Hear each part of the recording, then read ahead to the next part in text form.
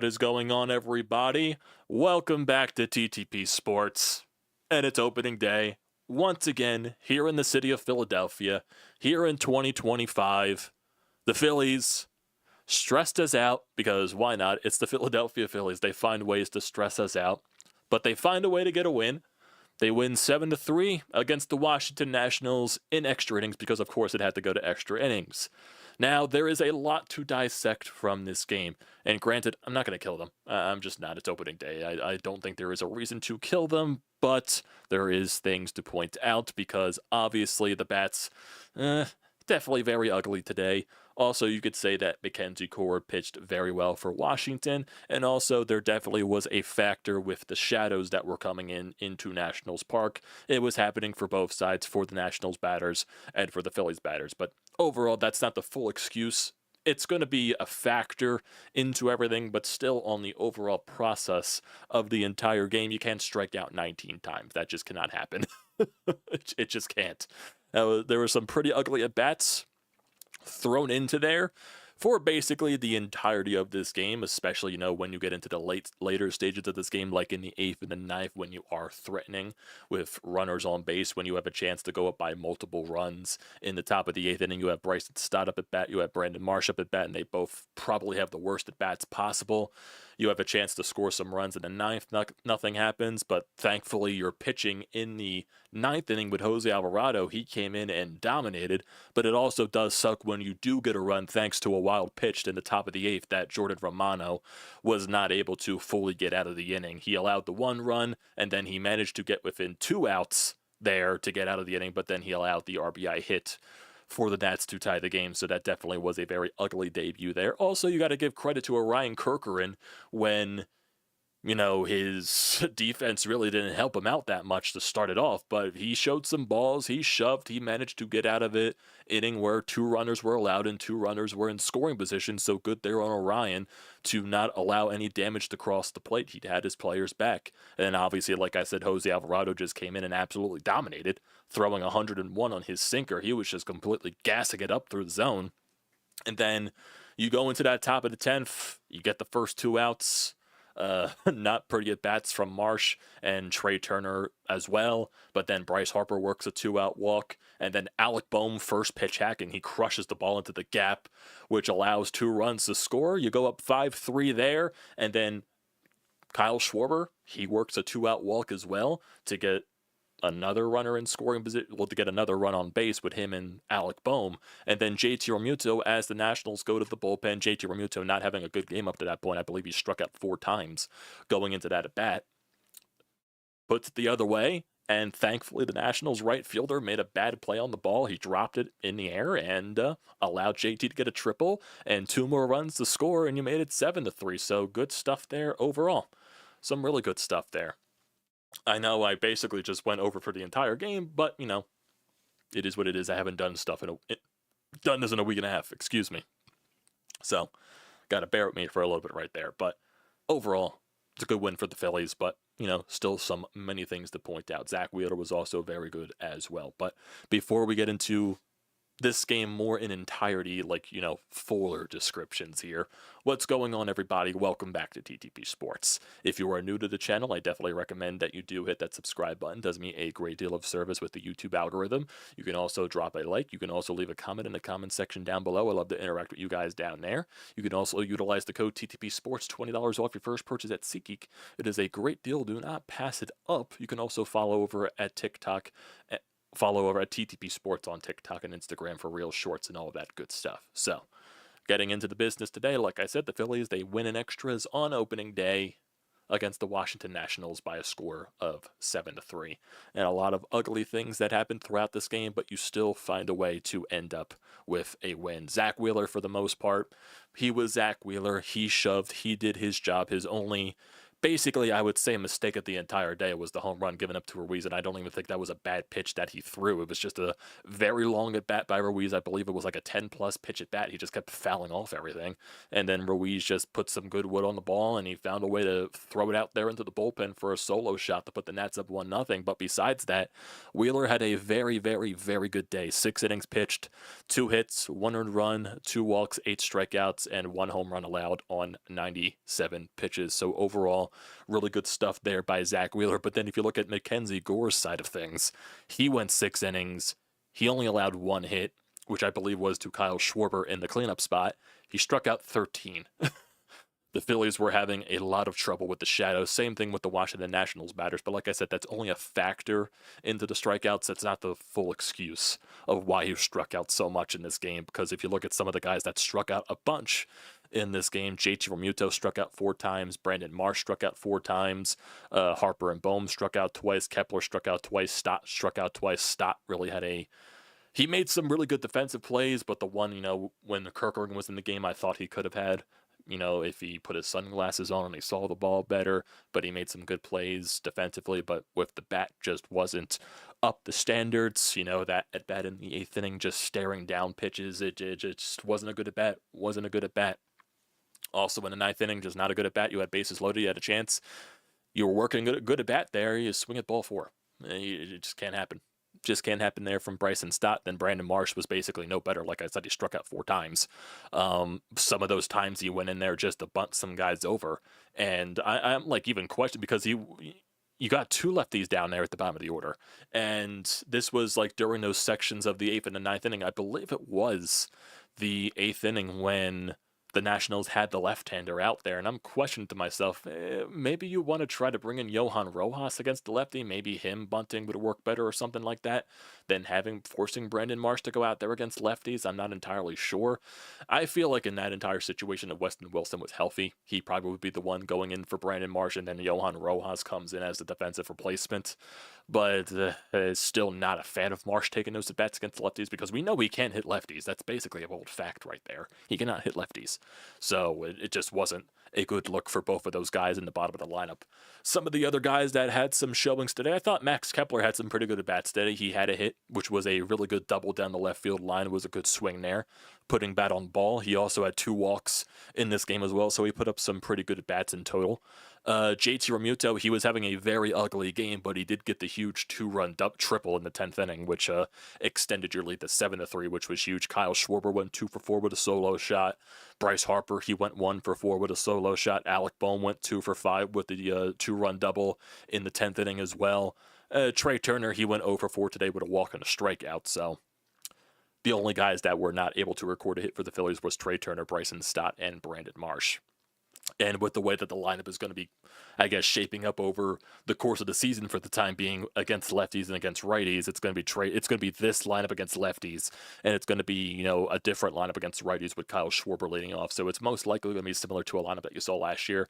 Kyle Schwarber, Trey Turner, Bryce Harper, Alec Bohm, yada, yada, yada, down the so on the forth in the lineup. Not the biggest fan of that, just personally, in my opinion. I don't like the idea of just like constantly flip-flopping the leadoff positions. I would just like one mainstay guy, whether that's Kyle Schwarber, whether that's Trey Turner. I don't know why you got to force against a different type of lineup. I just don't like that at the end of the day. But you got to win so far, even though Trey Turner really wasn't a factor into that.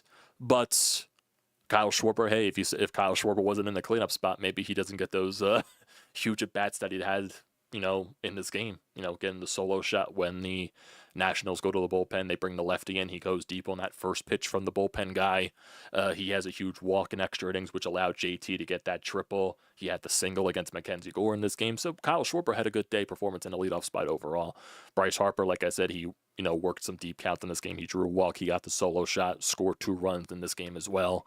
So overall, like you saw a lot of good and you saw a lot of bad from the lineup today. That's basically it. And 19 strikeouts is 19 strikeouts. You really just can't avoid that. You can avoid that. I'm not trying to say you can't avoid that, but You can't strike out 19 times. I think that's the full summary right there. It's just, shadows or not, you shouldn't be striking out 19 times, regardless of how good Mackenzie Gore is pitching. I do think Zach Wheeler and Mackenzie Gore were taking the shadows to their advantage. They were basically just attacking guys for like the first 4 innings. That's basically what it was. Because when did the Nationals score their first run? They scored their first run in the bottom of the 5th, and then the Phillies didn't get on the board until the top of the 2nd inning when Bryce Harper and Kyle Schwarber hit those solo shots.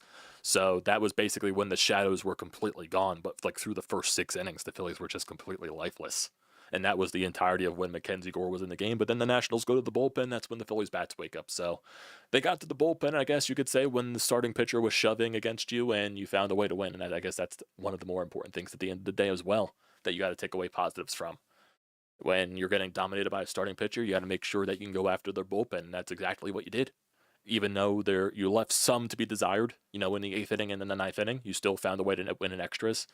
You still had a lead. You had a 3-1 lead in the 8th inning when Jordan Romano came up. He just couldn't find his slider. Walks 2 guys to start off the inning and then almost got out of the inning, but then allowed the 2-out single to tie the game up, and then blah blah blah blah blah. Alvarado looked really good today. I think we can't understate that. Alvarado looked very good. 101 on the sinker. Dude was shoving. People could not catch up to that sinker. He was just throwing it right there. Just, hey man, I'm just gonna challenge you. I'm just gonna throw it right into the strike zone. You're gonna challenge it. You're not gonna hit it. You're gonna be late on it. You're gonna swing through it. That's basically it. So hopefully, maybe with a slimmer Alvarado, maybe he's able to control his pitches a lot better. Maybe he just feels a lot better health-wise, and he's able to do more things that, we weren't really able to see from Alvarado the past couple of years. So maybe him slimming down just adds a little bit benefit to his game, and he's able to control a lot more. We'll see as the rest of the season goes along. This is only game 1, but there is something to him looking really good in spring training, and then that carrying over right here to opening day. So that's something that we just can't ignore there. So good showing there from Alec. I just got a freaking voicemail in my voice box, so that distracted me, but a really good showing there from Jose Alvarado. Then Matt Strahm comes into the bottom of the 10th to clean up the rest of the game when it's basically all said and done. He did a solid job there. There really were question marks if Matt Strahm was even going to start the season on time, just with like the little bit of injuries, the minor injuries that he was having, but he still managed to get his stuff done, though, which is really good. But overall, 3 of your 4 bullpen guys came in and did their jobs. Kerkering, no thanks to the defense, even though they did record those as hits and not errors. I mean, granted, they probably were going to record those as hits. I would say the Stott one was more of the one that was annoying than the other one that landed between Trey Turner and Alec Bohm, because that was more in no man's land. I think Stott maybe could have made a play on that. Maybe Marsh could have made a play on that one. But Kerkering, he pitched his inning, allowed 2 hits, struck out 1 through 12 pitches. He got out of it unscathed, so really good stuff there from Kerkering. Romano really struggled with his command. He threw 29 pitches, allowed 2 earned runs, 1 hit, 1 walk, 1 strikeouts. Alvarado, like I said, he shoved, and then Matt Strahm just did his job as well. So really good stuff there. Most 75% from the bullpen. And if you're just looking at this game in the entirety, you basically just look at the Phillies offense for the first 6 innings. Top of the first inning, 1, 2, 3. Top of the second inning, you had the single by Schwarber, but then he gets thrown out at second. So, in essence, it can just be a 1, 2, 3 inning. Top of the third, you go down 1, 2, 3. Top of the fourth, you go down 1, 2, 3. Top of the fifth, you go down 1, 2, 3. Bottom of the 5th, that's when Zach Wheeler allows the solo shot to Ruiz to give the Nats a 1-0 lead. Top of the 6th, you go down 1, 2, 3. So you really weren't doing anything for the first 6 innings. Mackenzie Gore was just shutting you guys down. Bottom of the 6th, after a leadoff walk, Zach Wheeler finds a way to get out of it. A good, throw at second base from JT Realmuto. Then the top of the 7th inning, when the Nats go to the bullpen, that's when the Phillies bats wake up. Bryce Harper crushes the solo shot to center field. Nats go to the bullpen to face Kyle Schwarber with 2 outs. The first pitch he throws, solo shot into the first row of the right field stand. So Phillies got a 2-1 lead. Kerkering comes in, does his job. Top of the 8th, you do get an extra run thanks to a wild pitch, even though you should have scored more in this inning. But you got a 2-run lead. Your bullpen probably should be able to shut it down from there, but Romano just can't find the strike zone. Nats tie the game up in the bottom of the 8th. Top of the 9th, you get bases loaded after Alec Bohm gets on the leadoff. Kepler walks with 2 outs. Castellanos walks with 2 outs to load the bases up, and then Bryson Stott had a long at bat, but swung at ball 4 to pop up. So that was very annoying. Bottom 9, Alvarado does his job. Top 10, good stuff overall. Even though the first two batters definitely were very ugly. Bryce Harper works a walk on 5 pitches. Alec Bohm hacking at the first pitch doubles to bring those guys home. Schwarber then walks. Nats go back to the bullpen. JT Realmuto first pitch triple. Scores 2 more runs. And that's basically all she said there. So good stuff there from the Phillies just to find a way to clutch up late, I'll say. But still, there's frustrations, obviously. 19 strikeouts. Can't strike out 19 times. Even though the Nats struck out 13, you struck out 19 times. So that's very, very annoying at the end of the day. Always. And if you look around Major League Baseball, the Braves lost and the Mets lost. So overall, right now, I believe you're first place in the National League East, tied with the Miami Marlins. Never thought I would say that. Tied with the Miami Marlins. But obviously, it's opening day. So funny stuff happens. But got your wins. You went 1-0. Good stuff. Over, I would say, half good, half bad. Half good, half bad. Like I said, I'm not going to kill them. Not going to kill them. But can't strike out 19 times. Not going to kill them, but you can't strike out 19 times. So I do want to see if there's anything else here on the Twitterverse, just like if Rob Thompson said anything post-game, because we're getting stuff from both Flyers, from everything else. Let's see. So John Clark's interviewing Kyle Schwarber. I'm trying to see if there's just anything from Rob Thompson postgame. I don't think there is anything here on the Twitterverse in terms of everything else. So let me see. I don't think there's anything. I don't think there's anything. Bryce Harper also made a good defensive play on a scoop by Trey Turner. I believe that was in the 9th inning to get out of it for Jose Alvarado. So it was a good defensive. It was a good catch over there by Bryce Harper. So overall, let me see. Let's see. No, I don't think there is anything else. I want to see if any of these articles have any quotes from postgame. No, nothing there. Nope, nothing there. Doesn't look like there's any major quotes here postgame. So let's see. Nope, I don't think there's anything else. So we have a couple of calls here on Anytime Hotline. We'll look at the Phillies' schedule as well, because obviously they are off tomorrow. Maybe it's the best reason to have an off day tomorrow, because we stressed out a bunch today, and now it's get the off day tomorrow. We already need a goddamn break from Phillies baseball. Jesus Christ. So yeah, let's look at their next few games here. Obviously, these last 2 games here against Washington before they come back home to face the Colorado Rockies. So on Saturday, it'll be Jesus Luzardo making his Phillies debut, going up against Jake Irvin. Jake Irvin, I'm assuming that's showing his... what were his stats last year? Jake Irvin. Jake Irvin last year, he was 10-14 with a 4.41 ERA. So I'm sure the Phillies have seen him a good amount of times. He is a right-handed pitcher, so most likely you'll be seeing Kyle Schwarber in the leadoff spot. And then Jesus Luzardo will make his debut. Jesus Luzardo, looking at his spring training stats so far this year, I'm not sure if it's showing here on ESPN. I might have to look at it in everything else, but Jesus Luzardo's spring ERA, I'm assuming that's right here on ESPN. He's 1-1. He was 1-1 with a 9.49 ERA. He did have a game where he allowed back-to-back home runs, so take it for what it's worth. But definitely excited to see him tomorrow. On Sunday, it'll be Aaron Nola going up against Mitchell Parker. He is a left-handed pitcher, so most likely that'll be the game where Trey Turner leads off once again. And then you play in the home opener against the Colorado Rockies with Christopher Sanchez on Monday. And then right now, it says right here, Zach Wheeler's going to start the second game of the homestand. So maybe are they skipping the Taijuan Walker first time through? I have no idea. But we'll see. But it's also not guaranteed if the home opener is played, because it's supposed to rain a lot right here through the weekend. So we'll see what happens on that standpoint. But yeah, got a lot of text messages here. We got some voicemails. So let's get to the one text from John. Let's get to the text first. Text from Jonathan. As soon as Alvarado pitched the scoreless 9th inning, I knew we'd be okay. Didn't think it happened with 2 outs though. Big sigh of relief for Matt Strom though. Good to see him pitch the way that we are used to seeing. Yeah, definitely. Zach leaves a couple of text messages, but he also has a voicemail, so we might as well get to the text from Zach first. Let's see. Let's get to this voicemail. Let me make sure it's all good and good to go. Let's see. What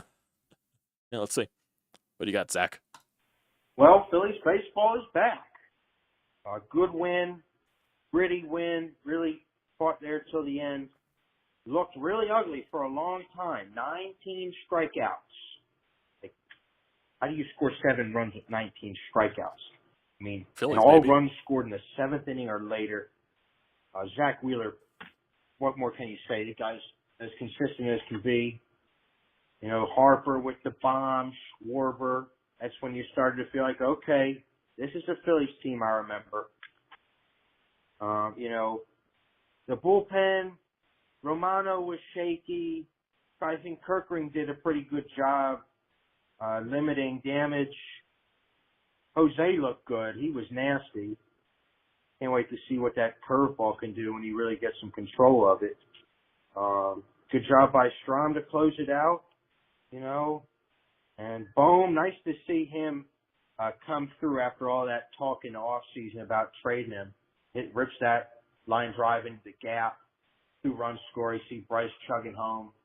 And JT broke his offer. And he wasn't just over. He had 4 strikeouts before that triple. But those are some key insurance runs. So, yeah, I mean, you know, all in all, good first game of the year. Definitely need to see more out of some guys like Marsh, Stott. I mean, it's early, but 4 strikeouts for Marsh. And he can't hit lefties. I mean, just take him out of the lineup at this point. But not trying to stay too negative. Just need to see less strikeouts, more timely hitting. But, hey, the better team showed up when they needed to. We're a gritty team, you know, veteran team. And, you know, showed up, man. Didn't think they would for a while there. But, hey, going on a while here in this call, so I'll let you go. But can't wait to be there Saturday. Yeah. Yeah. Very ugly to start. They finished off fine, I guess you could say. The better team did show up in the end. So, like I said, it's opening day. I'm not going to kill them to an major extent. I'm just not. I don't think it's worth it. Let's go to Zach. Zach has a couple of text messages here before we go to Sean's voicemail. Yeah, Phillies had Gore looking like a Cy Younger out there. Lineup was definitely happy to see the Nats bullpen. Defensively, that one inning was ugly with Kirkring. Good web gem by Stott in the second early on. Beautiful watching JT throw at 1 runners. It will never get old. Yep. So let's get to Sean. And Sean was like here during the entire watch party. I'm not sure if Sean's here right now. He's probably watching the Flyers game. I'm not sure if he is watching the Flyers game, but he might be. He might be. But let's get to Sean. Yeah, that was Phillies baseball encapsulated in one 10-inning affair. The good, the bad, and the ugly. Offensively, it was ugly until the end. I thought the pitching, for the most part, was good. But Jordan Romano, I've already got some red flags. It's like it was Taiwan Walker-esque watching him out there throwing lollipop curveballs to hitter after hitter. I mean, I know he doesn't throw 100, but he can throw 94 to 96. I mean, you got to throw a fastball occasionally to keep the hitters honest. But a good job by the rest of the pen. And again, for all those that wanted Alec Bohm run out of here, this is why you keep him.